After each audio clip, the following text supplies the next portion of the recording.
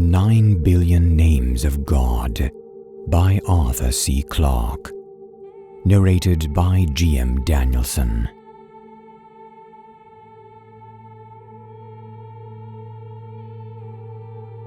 "This is a slightly unusual request," said Dr. Wagner with what he hoped was commendable restraint. "As far as I know, it's the first time anyone's been asked to supply a Tibetan monastery with an automatic sequence computer. But I should hardly have thought that your establishment had much use for such a machine. Could you explain just what you intend to do with it?"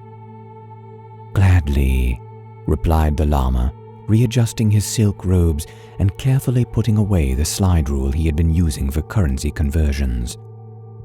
"Your Mark V computer can carry out any routine mathematical operation involving up to 10 digits. However, for our work, we are interested in letters, not numbers. As we wish you to modify the output circuits, the machine will be printing words, not columns of figures." "I don't quite understand."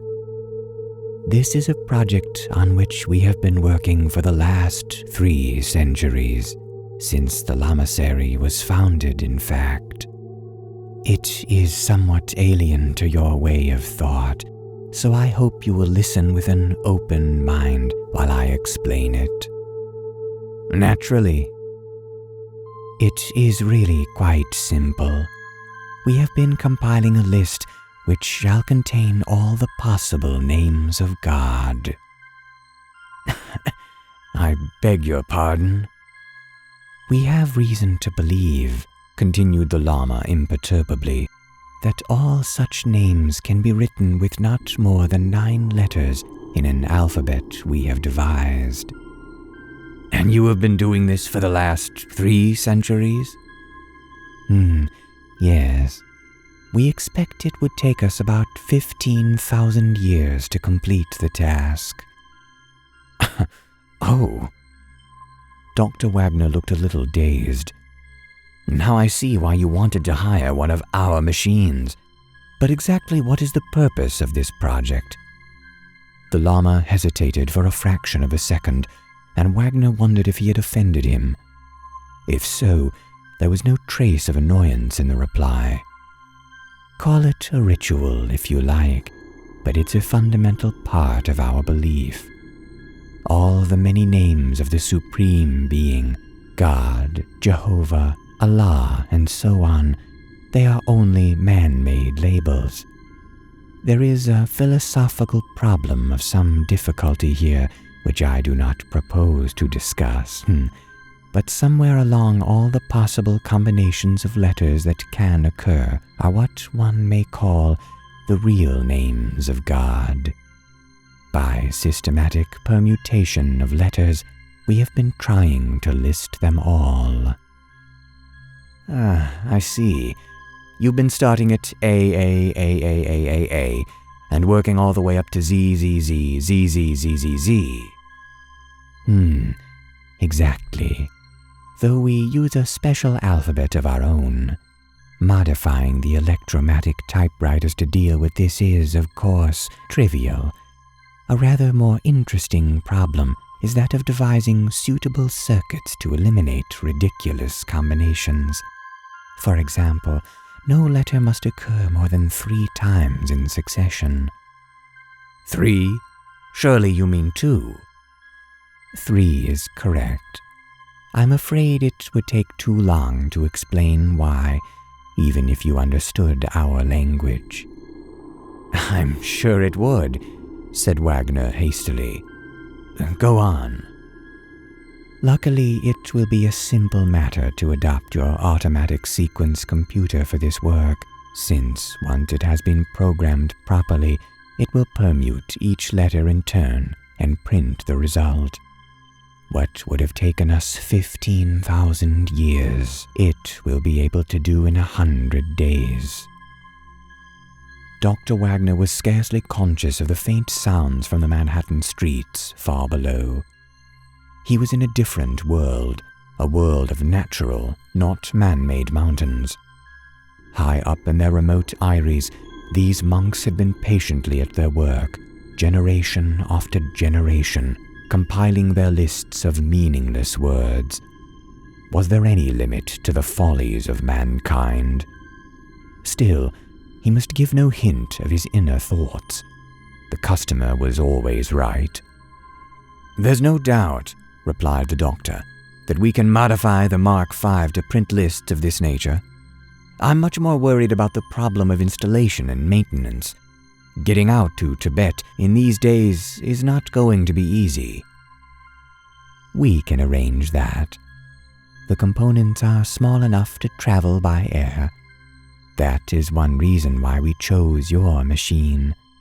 If you can get them to India, we will provide the transport from there." "And you want to hire 2 of our engineers?"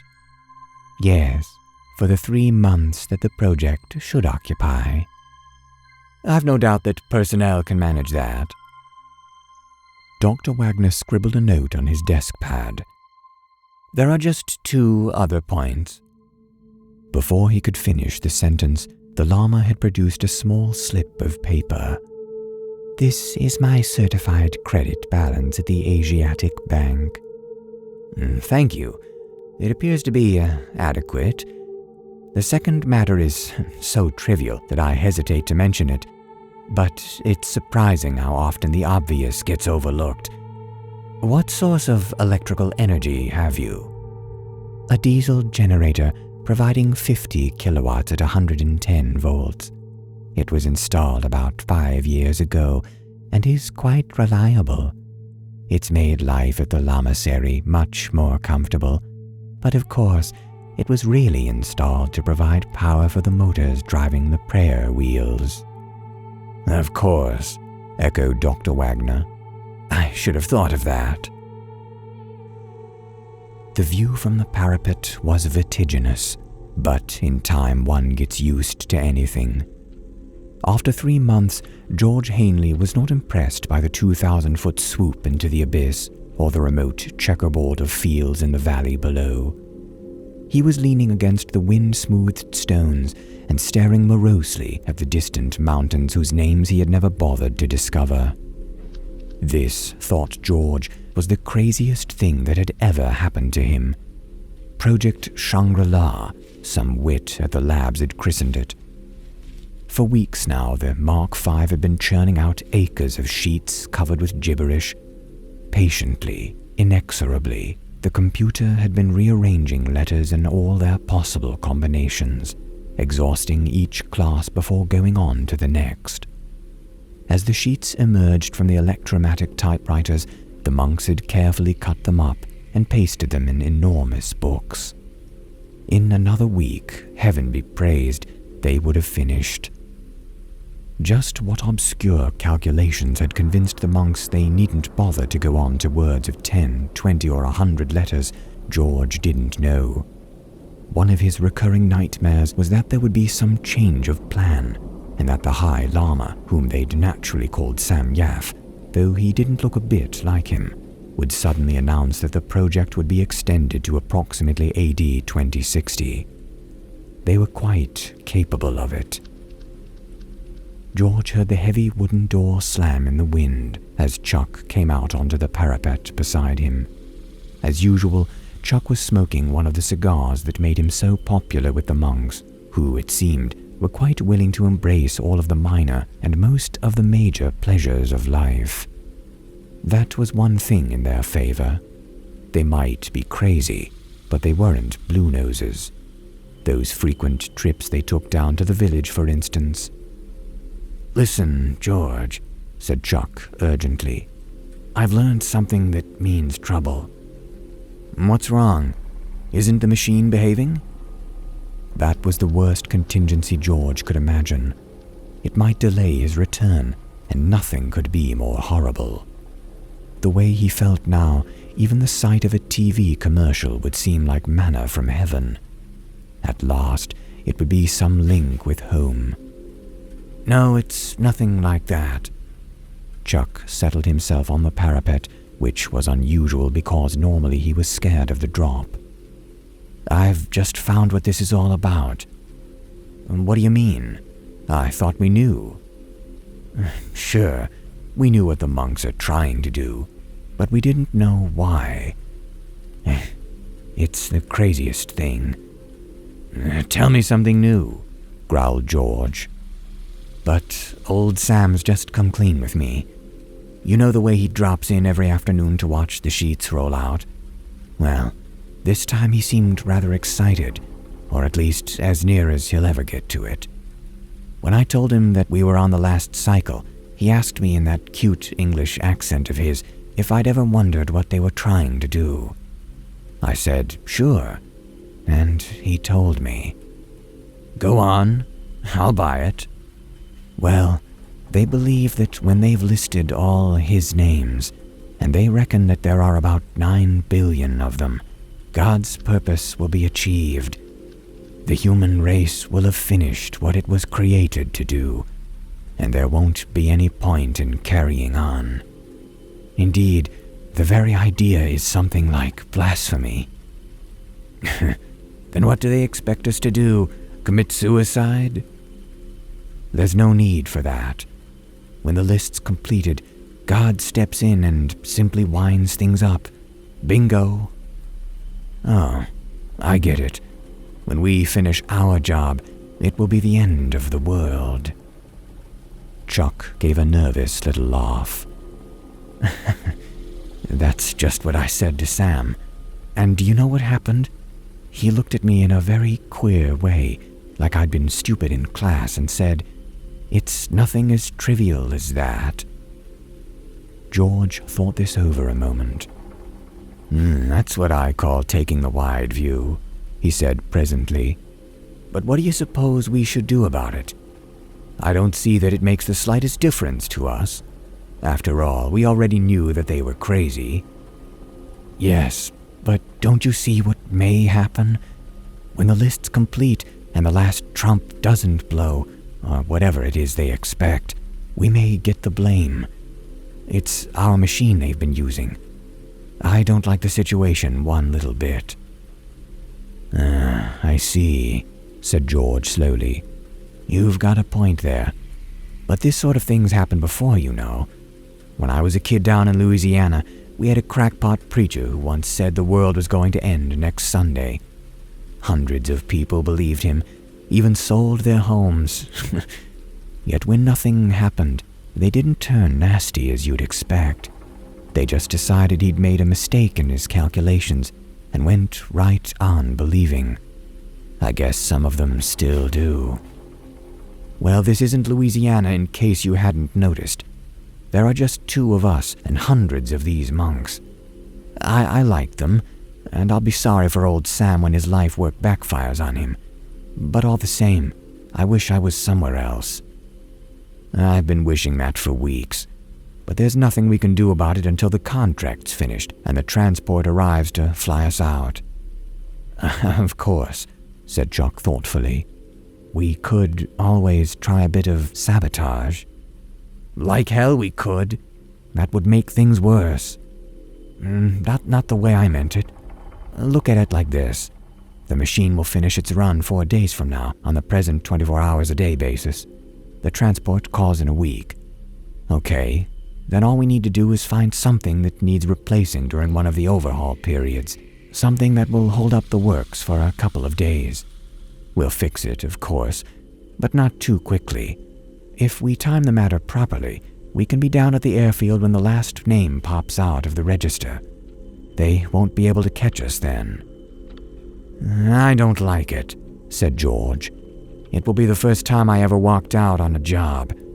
Besides, it would make them suspicious. No, I'll sit tight and take what comes. I still don't like it, he said 7 days later, as the tough little mountain ponies carried them down the winding road. And don't you think I'm running away because I'm afraid. I'm just sorry for those poor old guys up there, and I don't want to be around when they find what suckers they've been. Wonder how Sam will take it. It's funny, replied Chuck, but when I said goodbye, I got the idea that he knew we were walking out on him, and that he didn't care, because he knew the machine was running smoothly and that the job would soon be finished. After that, well, of course for him, there just isn't any after that. George turned in his saddle and stared back up the mountain road. This was the last place one could get a clear view of the lamasery. The squat, angular buildings were silhouetted against the afterglow of the sunset. Here and there, light gleamed like portholes in the side of an ocean liner. Electric lights, of course, sharing the same circuit as the Mark V. How much longer would they share it, wondered George. Would the monks smash up the computer in their rage and disappointment, or would they just sit down quietly and begin their calculations all over again? He knew exactly what was happening up on the mountain at this very moment. The High Lama and his assistants would be sitting in their silk robes, inspecting the sheets as the junior monks carried them away from the typewriters and pasted them into the great volumes. No one would be saying anything.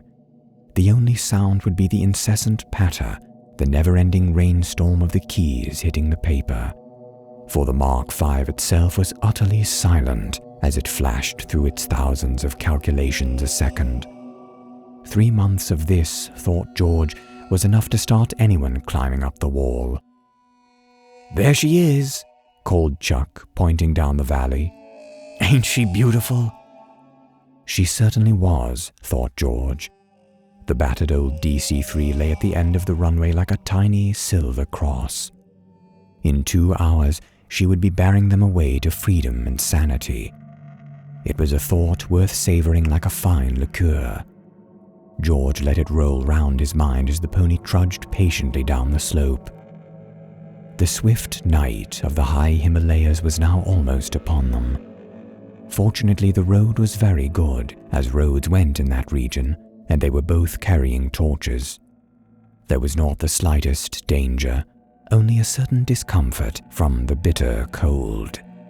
The sky overhead was perfectly clear and ablaze with the familiar, friendly stars. At last there would be no risk, thought George, of the pilot being unable to take off because of weather conditions. That had been his only remaining worry. He began to sing, but gave it up after a while. This vast arena of mountains, gleaming like whitely hooded ghosts on every side, did not encourage such ebullience. Presently George glanced at his watch. "Should be there in an hour," he called back over his shoulder to Chuck.